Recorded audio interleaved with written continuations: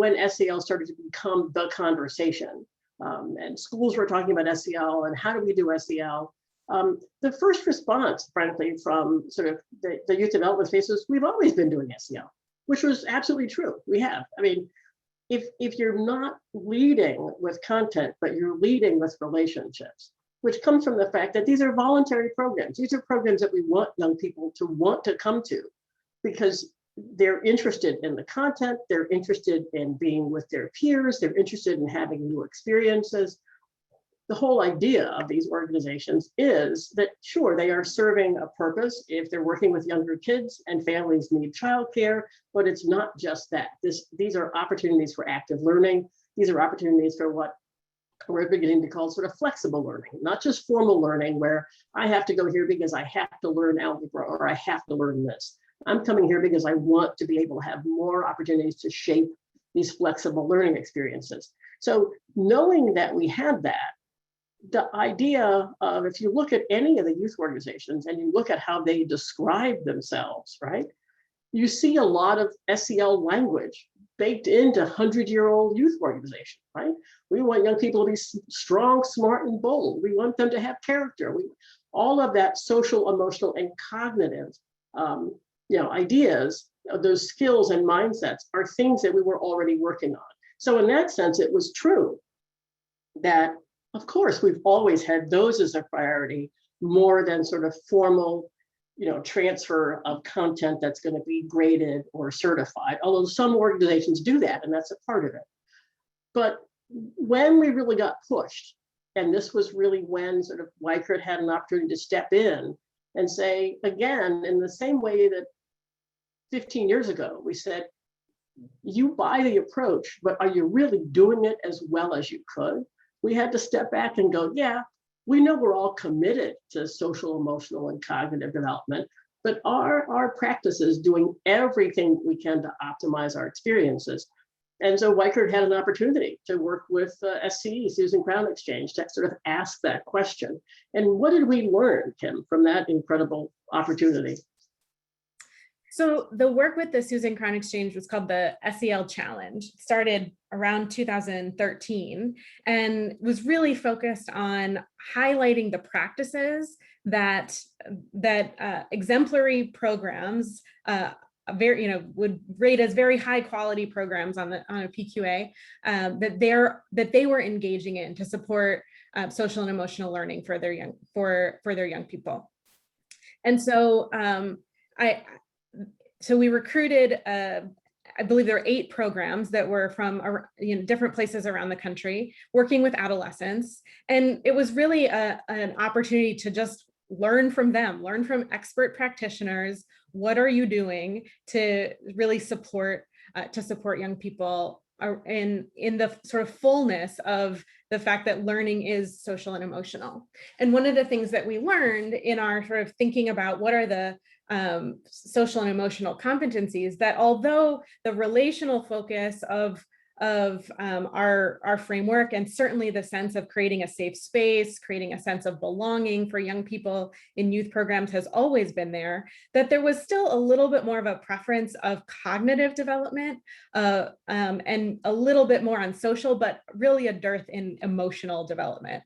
And so, we had opportunities around skill building and, opportunities to practice, sort of building skills and learning things, opportunities for teamwork and collaboration. But what we found was that there was a gap around what we came to call emotion management, emotion coaching, around empathy, and really thinking about the emotional aspects of learning and really supporting young people to navigate those aspects of their learning was really critical as well. And so what we learned from those exemplary programs that we worked with as part of the SEL Challenge was that there were additional practices that they were engaging in that really helped to support their young people to develop social and emotional competencies that may or may not have have come about without that level of intentionality. And so, I like to think of the Weikart Center's role in that work was really, the practitioners are already doing the things that are supporting young people.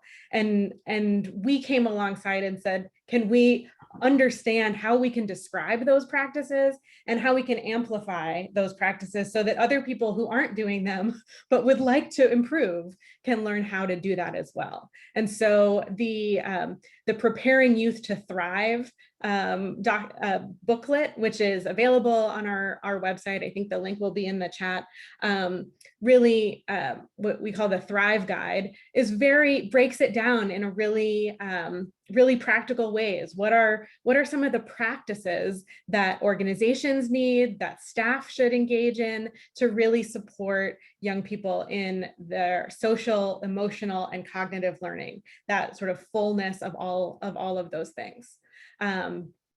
And related to that, we realized that we had to update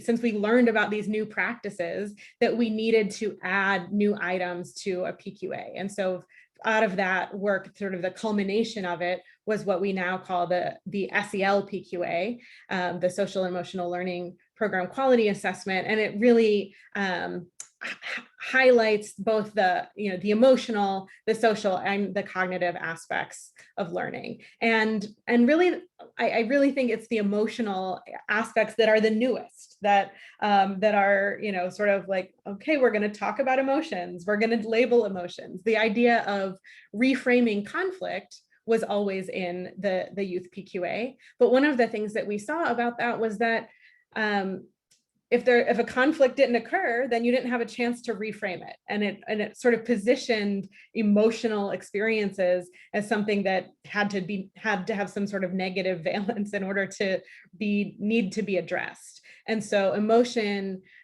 coaching is really more about, there are opportunities to support emotions, whether they be positive or negative, whether they manifest in conflict or in other sorts of ways, and that is part of youth work as well. And so playing that role of sort of amplifying the practices of these exemplary programs and helping to break down the steps for other people to build those skills as well. And we found, one of the things we found in that process was, we started to break down, here's how to support young people in managing their emotions, for example. And I mean, lots of adults struggle with managing emotions. If we didn't think that was the case before this year, I think, this year has been a struggle in managing emotions.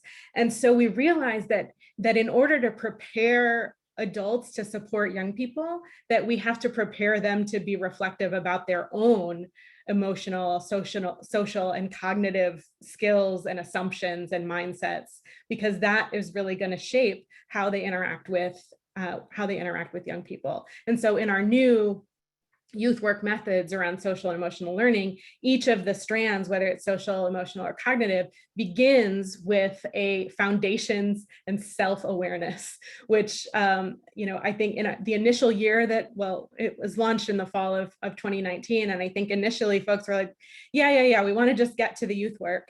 And this year, I think it has been, some of the space for staff to be able to process their own sort of emotional experiences as they prepare to support young people, or their social experiences, or their assumptions around sort of cognitive development, all of those things. It is, I think it's made a lot more sense in a year where a lot of things don't make sense, but we've needed to support people in new ways.